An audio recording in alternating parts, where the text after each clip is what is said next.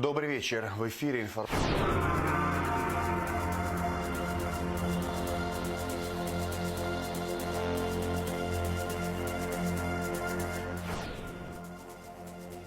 Новый этап, новые возможности. 20 единиц современного оборудования получил Институт судебных экспертиз от российских коллег.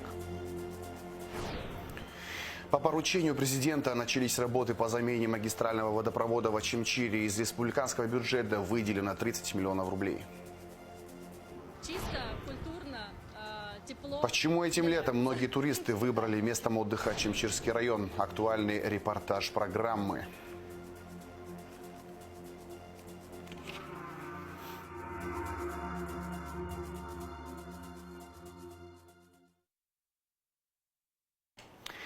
В республику прибыла делегация из Псковской области во главе с губернатором Михаилом Ведерниковым. Делегацию принял президент Абхазии Бадра Гунба. Стороны обсудили укрепление исторических связей и расширение сотрудничества в различных сферах – экономике, культуре и туризме. Уважаемые коллеги, рад вас приветствовать в Абхазии. В первую очередь, конечно, хотел бы отметить, что, несомненно, нас радует, что за последнее время очень активно развивается взаимодействие между нашими странами, между Республикой Абхазия и Российской Федерацией. И, конечно же, ваш визит очередное тому подтверждение. Для нас очень важно сохранение этих очень добрых исторических взаимоотношений. Уверены, что именно развивая наши отношения, мы создадим наиболее благоприятные условия для граждан наших стран.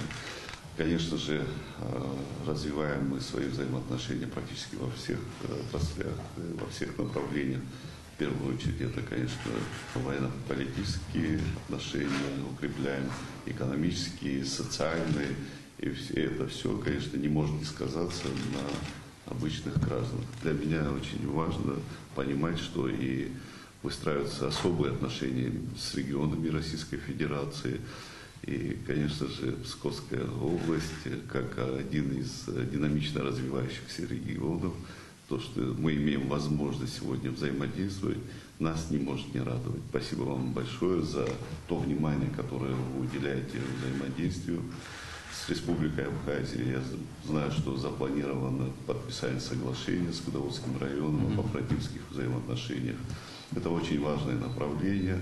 Сегодня приятное событие состоялось, подписание соглашения между музеями Пскова и Государственным музеем боевой славы. Это именно то, что сохранит наши взаимоотношения, историю наших стран. Мы всегда последовательны в своих действиях и шагах. Абхазия всегда выстраивала очень добрые, добрососедские, теплые взаимоотношения с Российской Федерацией. Вы знаете, что по тем возможностям, которые существуют в нашей республике, мы всегда рядом с великим государством Российской Федерации. Сегодня проведение специальной военной операции. Наши граждане принимают участие, никто их туда преднамеренно и насильно не отправляет. Это зов сердца, это та гражданская позиция граждан нашей страны, которая уверена в том, что все, что сегодня происходит, это несправедливость по отношению к Российской Федерации. Мы готовы стоять плечом к плечу, отстаивать правду, которая нам всем сегодня необходима. Мы придаем особое значение развитию взаимоотношений, как я отметил и ранее. Уверен в том, что и сегодняшний ваш визит придаст дополнительный импульс развитию этих взаимоотношений. Позвольте вас еще раз поприветствовать и пожелать всем нам успехов в реализации намеченных планов. Бадр Зурович, я хочу свою речь начать со слов благодарности лично вам, вашей команде за, во-первых, гостеприимство, искренность, открытость и высокий профессионализм команды, потому что представители правительства Псковской области до визита приезжали, общались, искали общие точки соприкосновения. Все четко, все профессионально, поэтому я уверен, что после нашего визита будет придан новый виток развитию наших отношений. Ну и несмотря на географическую отдаленность Псковской области и Республики Абхазия, у нас на самом деле очень много общего. Прежде всего это касается экономики. Мы поставляем в республику и обувь, и торфяные субстраты, и электрическую, кабельную продукцию.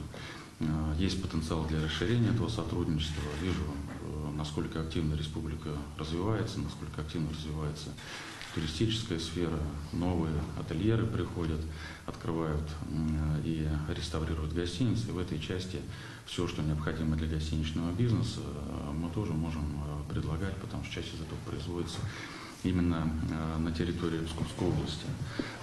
В рамках технического взаимодействия, технического сотрудничества наши министры уже договорились о том, что бизнес-миссия осенью приедет в республику. И я со своей стороны приглашаю предпринимателей Республики Абхазия тоже приехать к нам. Мы со своей стороны все, что нужно, организуем на самом высоком уровне. Ну и, конечно, у нас общее культурное, историческое наследие. И у нас, у вас есть святые места, православные центры, которые привлекают огромное количество паломников, туристов, по сути, со всего мира. И это хорошая база для увеличения туристического потока. Ну и мы с коллегами тоже говорили, конечно, очень важно, чтобы были предприняты исчерпывающие меры для взаимодействия нашей молодежи и реализации совместных проектов. И уже обсудили, что одним из важнейших элементов в этой части может быть совместная работа по написанию проектов в рамках президентских грантов.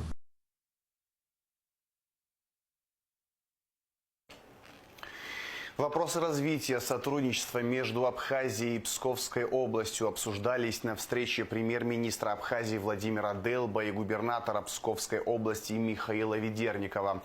Речь шла и о налаживании авиасообщения между Псковом и Сухумом.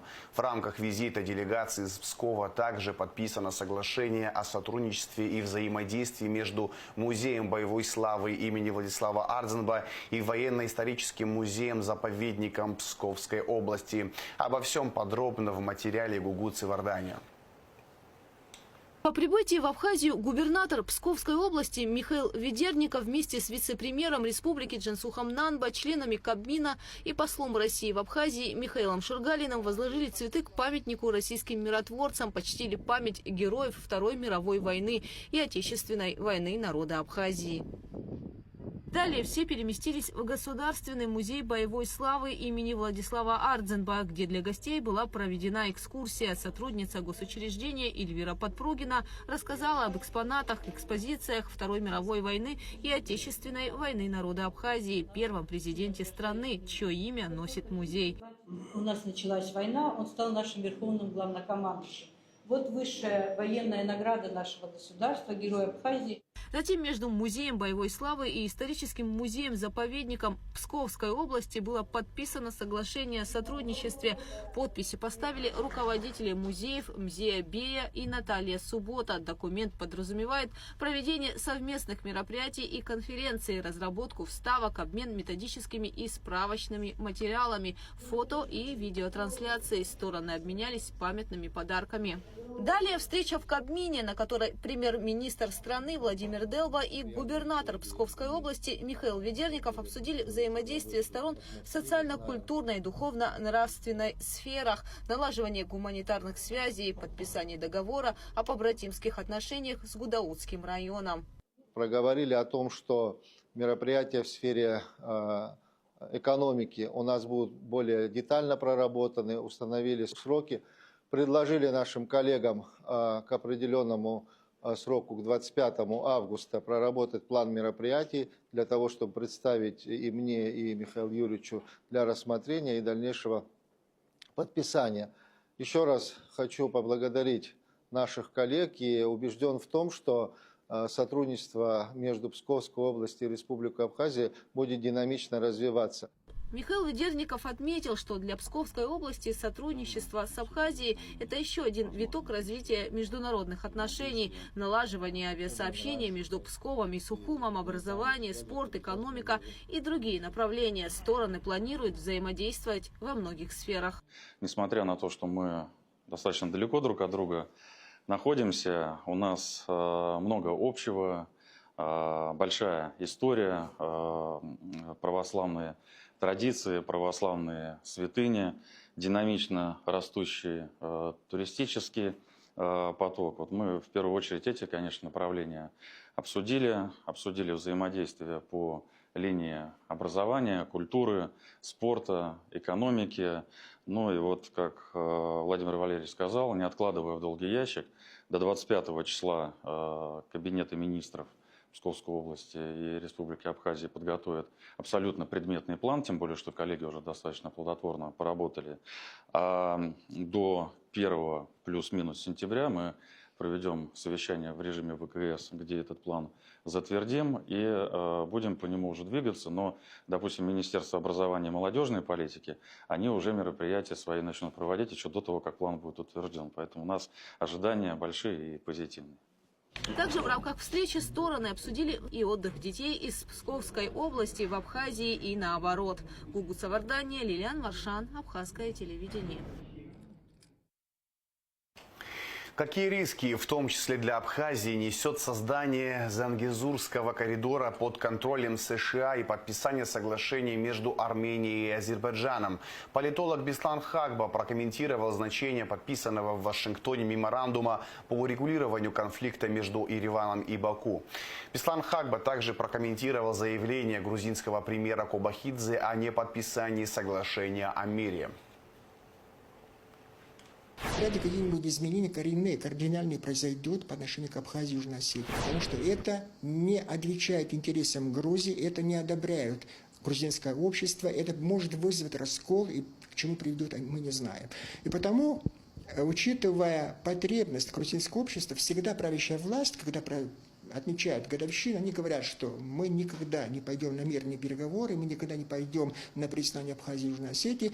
Понимаете, надо привыкнуть, первое, и второе, надо иметь в виду, что в международной практике существуют непризнанные, очень успешные страны. Я могу кучу примеров привести. И мы должны привыкнуть вот к такому статусу. Отношения, я имею в виду, Грузии по отношению к нам. Серьезный конфликт отношений будет сохраняться, мы мирно можем сосуществовать, иметь какие-то гуманитарные связи, но всегда мы должны иметь в виду здесь, в Абхазии, очень серьезно относиться к всем изменениям, которые происходят в грузинском обществе, вообще по отношению к Абхазии и Южной Осетии. Потому что, знаете, мир, давайте будем честны, сохраняется до сих пор в Абхазии и в Южной Осетии благодаря политике России здесь. После признания Россия взяла обязательства гарантии безопасности. И эта политика осуществляется, реализуется. Это не нравится политической элите в Грузии. И потому такое отношение конфликтное с Российской Федерацией тоже. Понимаете, я вам напомню, что Грузия называет Россию страной, оккупировавшей их территории, имея в виду Абхазию и Южную Осетию. И никаких изменений, что произойдут вот, по отношению к России, тоже не видно. Хотя, между прочим, надо иметь в виду, что вот, экономические связи сохраняются, туристы приезжают, и причем товарооборот растет, это в интересах Грузии. Такой грузинский парадокс. Понимаете, у стран нет дипломатических отношений, но экономические связи сохраняются. И мы в Абхазии должны привыкнуть к этому. Сохранять вот такую стабильность благодаря России, обеспечивать нашу безопасность, интегрироваться в Российскую Федерацию, насколько это позволяет наша Конституция, наш суверенитет. И это отвечает интересам Российской Федерации, интересам Абхазии. И то, что вот подписали меморандум вот в США с участием Трампа, это, знаете, это не говорит о том, что вот к согласию пришли конфликтующие стороны, что мирный договор вот-вот будет подписан. Я еще раз хочу вам напомнить, что очень много вопросов, которые не решены. Но что касается геополитики, если она получит воплощение, понимаете, вот то, что планирует президент Дональд Трамп, что коридор Зангезурский будет в аренду сдан частной компании военной, и они будут контролировать, это не нравится многим странам на Южном Кавказе и вообще за пределами тоже. Например, Ирану, например, не нравится Российской Федерации, например, даже была критика даже со стороны Турции. А что касается политики Армении, это тоже очень идет вразрез национальным интересам Российской Федерации. Я вам напомню, что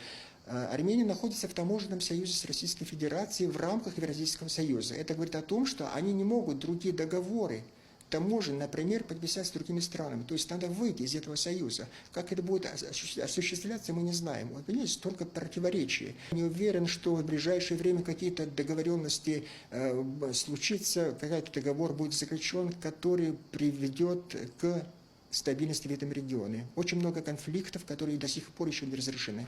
Конечно, если там появятся какие-то большие игроки, например, США и на Южном Кавказе, какое-то влияние их политика окажет на и другие страны тоже, в том числе Абхазии. И поэтому это невыгодно, может быть, не в интересах Российской Федерации, но прямой угрозы, что вот как раз Абхазия в результате этих событий какой-то нестабильности приведет, нет. Это такие события вряд ли произойдет. Учитывая, я еще раз говорю, что мы далеко находимся от этих событий. Южный Кавказ – это все-таки большой регион, понимаете? Но надо иметь в виду вот что. Знаете, когда говорят об Абхазии и других странах, например, Турции, например, Иран и, например, США, если вдруг им удастся осуществить эту политику вот такого удачного вмешательства, это может создать прецедент по отношению к Абхазии тоже. Почему бы не попробовать и в этом регионе тоже? Опять может вспыхнуть какие-то конфликты. Мы, сохранив внутриполитическую стабильность, я уверен, что политика России по отношению к Абхазии не изменится. Она будет все-таки проводить такую политику, чтобы государственность состоялась, первое, чтобы она отвечала интересам Российской Федерации, отвечала, конечно, жителям нашей страны Абхазии, и строить хорошие отношения с Российской Федерацией. Я уверен, что проблемы безопасности будет обеспечен. Институту судебных экспертиз Минюста Абхазии исполнилось 30 лет. По этому случаю в Сухуми прошло торжественное заседание, в работе которого приняли участие коллеги из России. В рамках юбилейного мероприятия состоялось награждение сотрудников Минюста, внесших значительный вклад в развитие института и ведомства. Награды получили как действующие работники, так и ветераны. Из зала заседаний Кабинета министров репортаж Гундышова.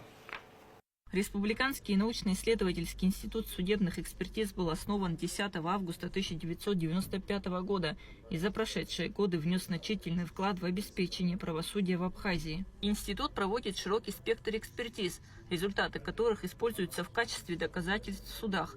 Министр юстиции Андрей Барцыц поздравил коллектив с юбилеем и рассказал о перспективах развития института. Перспективы развития института судебной экспертизы в ключевом смысле этого слова направлены на расширение видов экспертиз.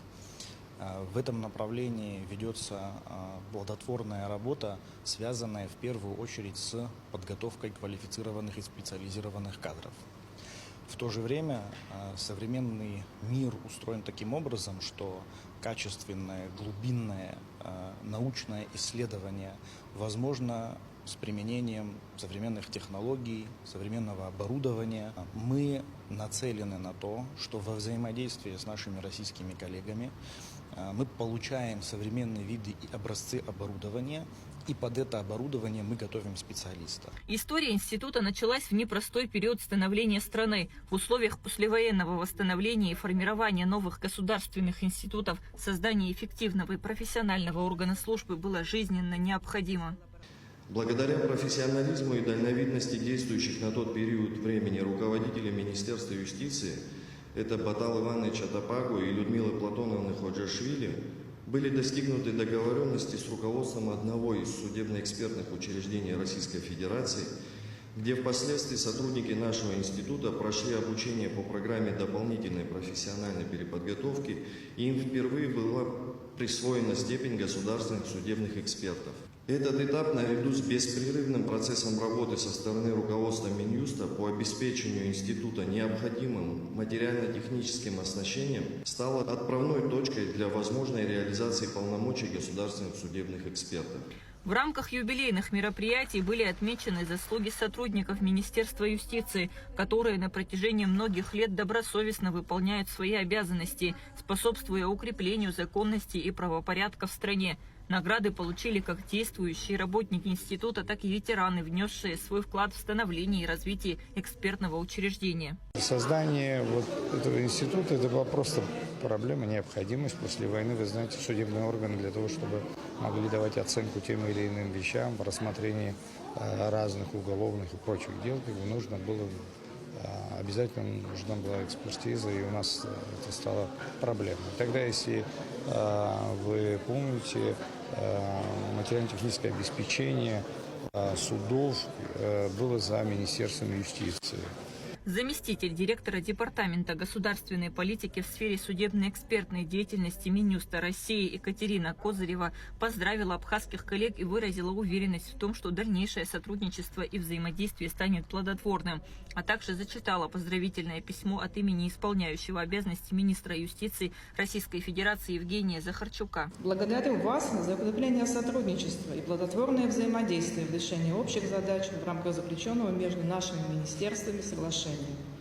Хотел бы пожелать вам, а также руководству и работникам Республиканского института профессиональных успехов и дальнейшего развития. С уважением, исполняющий обязанности министра юстиции Российской Федерации Евгений Захарчук. Празднование 30-летнего юбилея Института судебных экспертиз стало свидетельством признания его важной роли в системе правосудия Абхазии. Мероприятие подчеркнуло стремление института к дальнейшему развитию и совершенствованию, направленному на обеспечение справедливого и объективного рассмотрения дел в судах.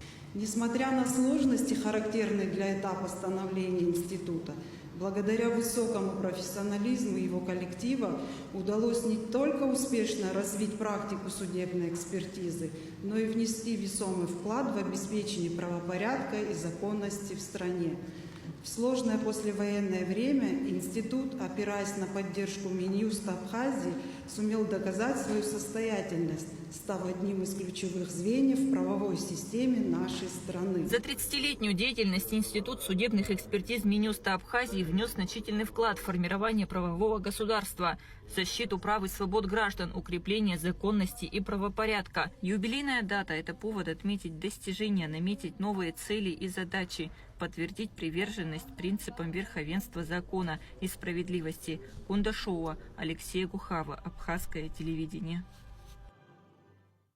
20 единиц современного экспертно-криминалистического оборудования передал Минюст России Институту судебных экспертиз при Минюсте Абхазии. Оборудование общей стоимостью в 20,8 миллионов рублей разместится в отремонтированном помещении в здании Сухумского городского суда. Поступило оборудование, которое позволит нам устанавливать давность документов и реквизитов документов. Поступил микроскоп сравнительный для исследования микрочастиц. Мы очень гордимся этим микроскопом под названием «Лейка». Он имеет широкое применение и может использоваться при производстве баллистических экспертиз, трассологических экспертиз, исследования волос, волокон, тканей, пыльцы и частиц пыли. Также поступило оборудование, которое позволит восстанавливать содержание текстов, размытых текстов, зачеркнутых текстов. Поступило оборудование для производства строительной технической экспертизы, пожаротехнической экспертизы, компьютерно-технической экспертизы, оборудование для исследования экологического состояния водных объектов, горюче-смазочных материалов, нефтепродуктов и многое другое. Благодаря этому оборудованию у нас расширится перечень видов судебных экспертиз в институте. В Абхазии создадут ассоциацию глэмпингов. Как сообщили в Минтуризма, организация объединит владельцев объектов и инвесторов. На встрече с представителями отрасли министр туризма Стамурлогу обсудил меры господдержки для развития горного туризма, улучшения инфраструктуры, создания инвесткарты с новыми перспективными локациями. Также были затронуты проблемы, с которыми сталкиваются предприниматели, сложности с получением разрешений, плохое состояние дорог, коммуникаций и электроснабжения. Тихий, уютный город, прозрачная вода и идеальная набережная – это про Очамчиру. Этим летом многие туристы выбрали местом отдыха именно Очамчирский район. Ведь здесь расположена и Черноморская жемчужина, где можно провести отпуск и поправить здоровье. Репортаж Шазины Ханагуа. Волны моря, шум прибоя в Очамчире звучат как песня. Они убаюкивают мысли, согревают сердца и превращают каждый день в запоминающееся мгновение лета. С берега Чимчиры открывается живописная картина. Прозрачная вода, мягкий песок и солнце, медленно тающее на горизонте. Волны то шепотом, то смеясь подступают к берегу, оставляя на песке тонкие кружева пены. Дети с восторгом бросаются в прибой, визжат и ловят брызги. На пляже царит атмосфера беззаботности и радости. Как вам море? Море такое не горячее, не холодное. Вот вечером только бывает прохладненькое. Ну, вообще тут, в принципе, кайф вообще. А вы откуда приехали? Мы из Сочи. Море шикарное, питание шикарное. Что тебе нравится в Очимчире? Мороженое, море, кафе. Время проводим отлично, море очень теплое. Да, море очень теплое и время тоже проводим хорошо. Кто же не знает, что Очимчира – город мира? В этом еще раз убеждаешься, прогуливаясь по местной набережной и общаясь с доброжелательными жителями и гостями. С каждым годом все больше туристов открывают для себя Восточную Абхазию. Очимчира – это место, где каждый может найти что-то свое. Для одних это райский уголок для семейного отдыха, для других – возможность заняться водными видами спорта, а для многих – шанс насладиться красотой природы и забыть о городской суете. Еда – это отдельное искусство, которое везде, где не кушаешь, везде все вкусно. Не надо бояться, что где-то можно отравиться, потому что с детьми тяжело это все воспринимать. Здесь все хорошо. Чисто, культурно, тепло. Мне нравится. Именно город Очимчиру. Нам просто все очень здесь нравится. Море просто превосходное. Всегда уходим с хорошим настроением, заряжаемся солнечными лучами и соленой водичкой. Мы остановились, снимаем дом у местных жителей. Вообще классно, очень нравится. Первый раз, конечно, впечатления очень большие, конечно. Море вообще топ, как парное молоко купаюсь. Да все хорошо, но развлечений у вас мало. Но это и плюс, с одной стороны. Потому что люди приезжают некоторые не только за развлечениями, а за тишиной. Здесь тихо. В 50 метрах от пляжа на первой береговой линии расположился отель «Черноморская жемчужина». 16-этажное здание обеспечивает вид с балкона как на море, так и на горы. На территории комплекса работают оздоровительный центр, спа-зона, подогреваемый бассейн с пресной водой, бассейн с природной минеральной лечебной водой. Постояльцы отеля отмечают вкусную еду, высокий уровень обслуживания и доступные цены. К слову, «Черноморская жемчужина» – отличный вариант для круглогодичного отдыха. Ведь здесь можно не только провести отпуск, но и поправить здоровье. Живешь высоко, не как вот в домиках. Вид и на море, и вот в разные стороны, то есть на город виды есть. Ну, все нравится. Нам нравится наш отель, в котором мы проживаем, питание, которое нас очень вкусно кормят по-домашнему, где-то с ноткой Абхазии такой. Очень доступен. Мы, знаете, мы сами как бы пребываем в таком тоже... Хотя мы бронировали всего в июне, и на троих у нас всего 80 на троих. Это совсем вообще ни о чем. На 14 дней, не на неделю, а буквально. И все включено. Мы были в Сочи, в Турции, да, но здесь очень просто бесподобно. В обед мы побывали в столовой отеля «Черноморская жемчужина». У шведского стола собралась длинная очередь. Посетители с любопытством рассматривают блюда. Выбор огромный, а в воздухе витают аппетитные запахи. Я не удерживаюсь, всего по чуть-чуть практически кладу. Мясо тает во рту, просто мясо разное все время. И говядина, и свинина, и курица, и, по-моему, индейка. Я так поняла, какая-то. Ну, в общем... Выпечка разные виды, фрукты разные виды, особенно арбуз. Вообще, вот, ну, все супер вообще. Я говорю, жаль, что я так не умею готовить. Мне понравились творожные плюхи. И еще мне понравилась картошка по-деревенски. Ну, все очень вкусно вообще. Ну, мы астраханцы привыкли вот к баклажанам, помидорам, вот, ну, то есть это близкая еда, то есть по сути. То есть я прям наслаждаюсь, вот, то есть постоянно, то есть что-то, какие-то баклажаны тушеные. Вот это разнообразие очень привлекает. В отеле более 500 коек-мест. Заполняемость хорошая. Номера бронируют заранее. Уже есть брони до октября. В среднем от 7 тысяч рублей.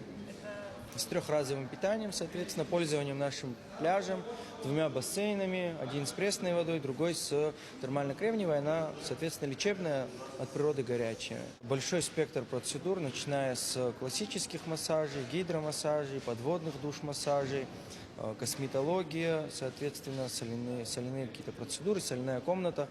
Большой спектр процедур.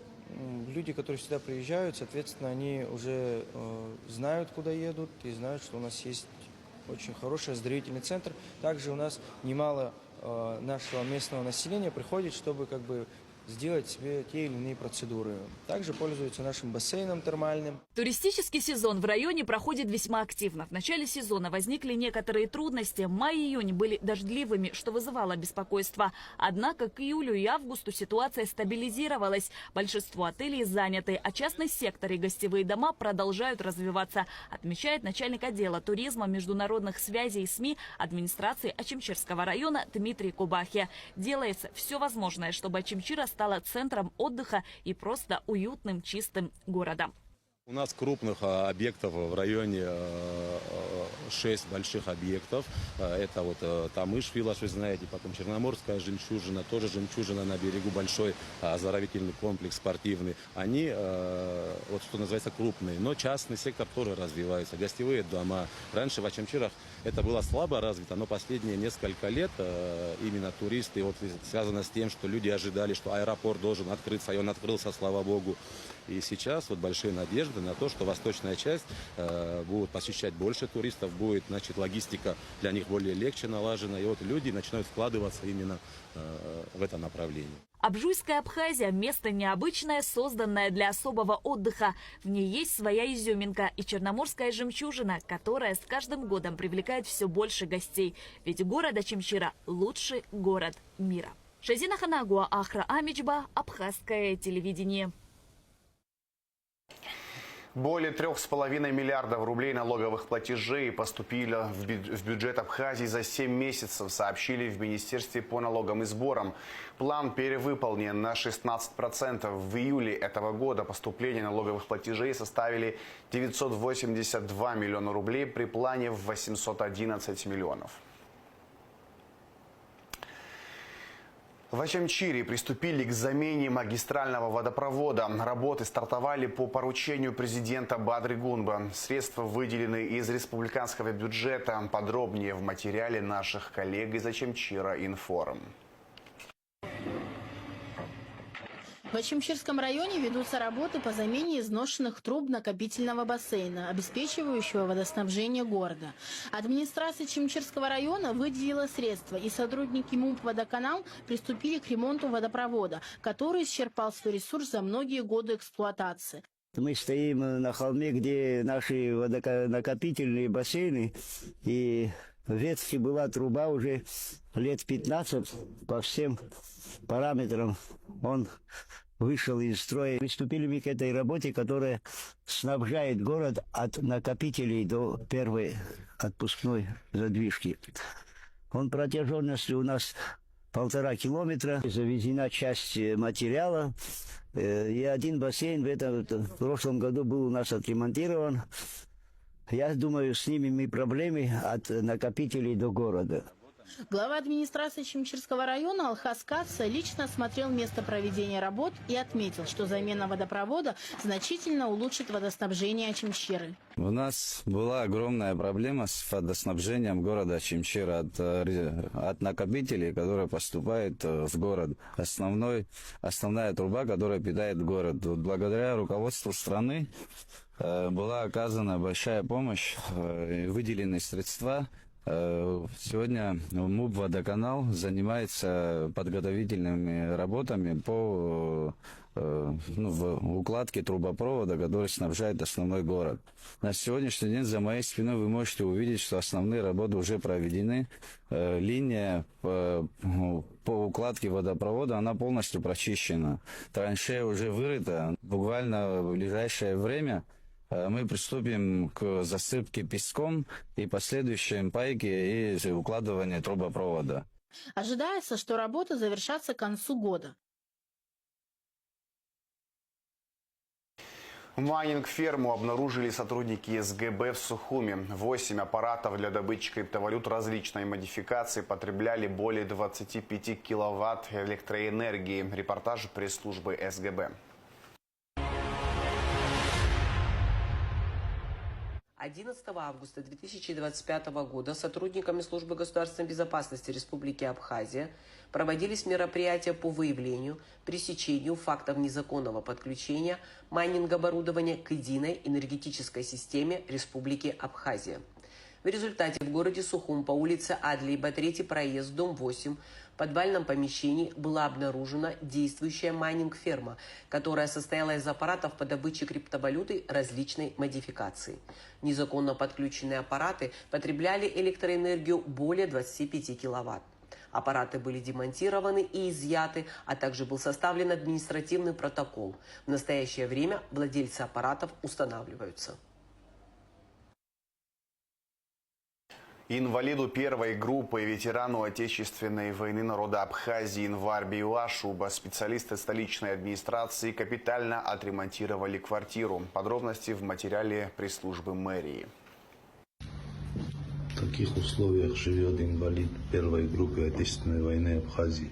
В таких условиях жить ветеран-инвалид не должен, решили в администрации Сухума и приступили к ремонту жилья Январбия Ашуба. Ремонт сделали капитальный, начиная с замены окон и дверей, заканчивая внутренними отделочными работами.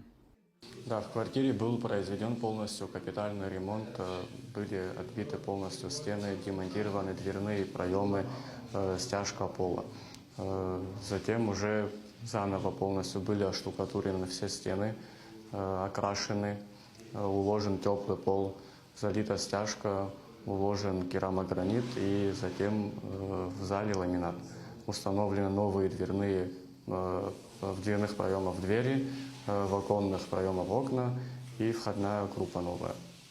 Ветеран рассказывает, что не раз обращался с просьбами помочь с ремонтом жилья. Однако попытки были безуспешными. Строителям и руководству мэрии он благодарен. А вот о своих заслугах перед Родиной отзывается довольно скромно. Оттого и ремонт, сделанный в квартире, считает удачей.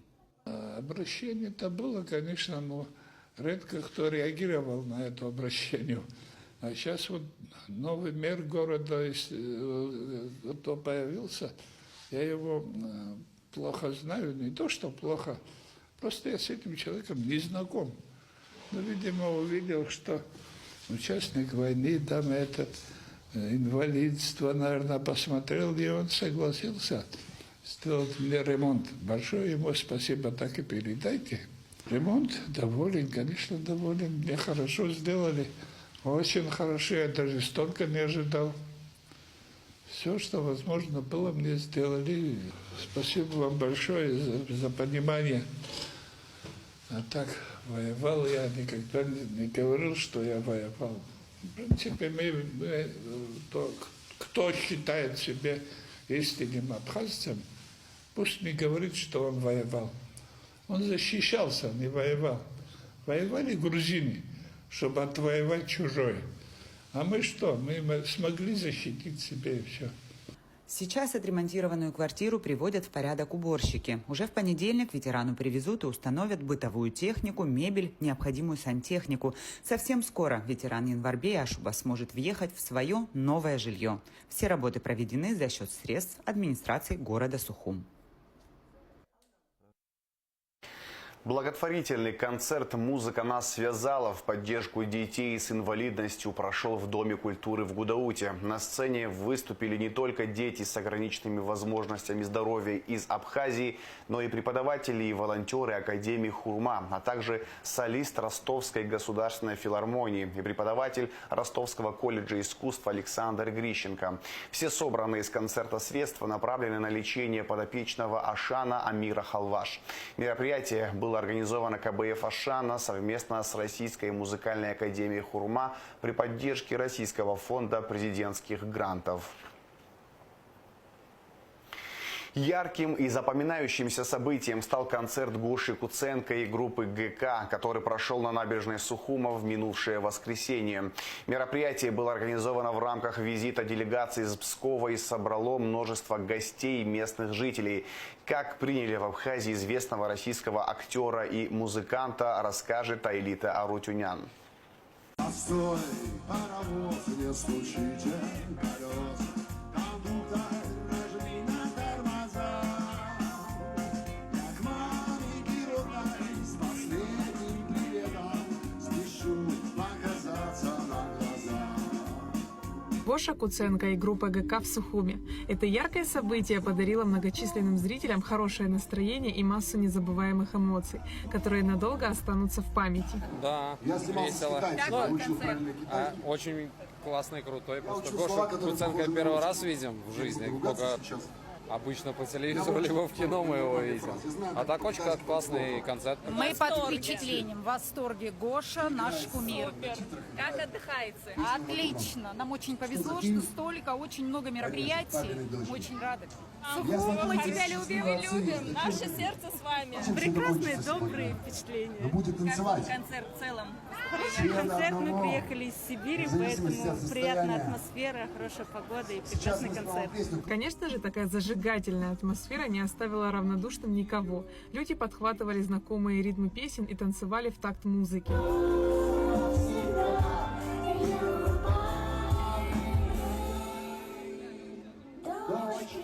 Гоша Куценко – известная личность. Артист в первую очередь знаменит по своим ролям в кино «Любовь-морковь», «Мама, не горюй» и не только.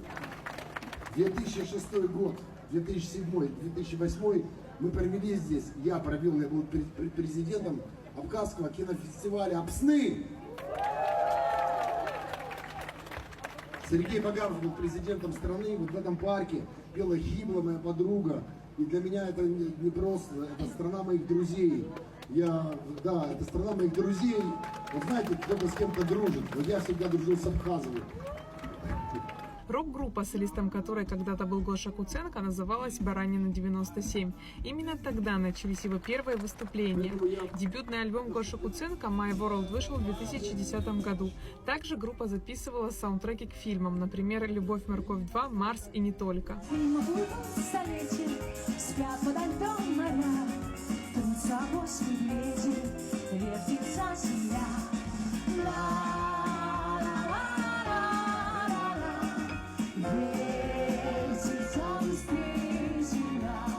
Воскресный вечер завершил показ мультимедийного спектакля «Княгиня Ольга», посвященный жизни равнопрестольной святой, первой русской правительницы, принявшей христианство. Зрелище также привлекло большое количество зрителей.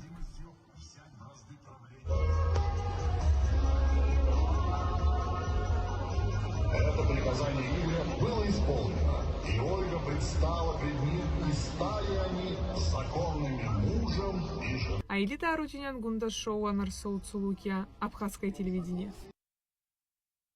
В завершении выпуска расскажем о погоде. 12 августа в Абхазии ночью без осадков, днем местами возможен дождь. Температура воздуха ночью 19-24, днем 25-30 градусов тепла. Температура морской воды плюс 28 градусов.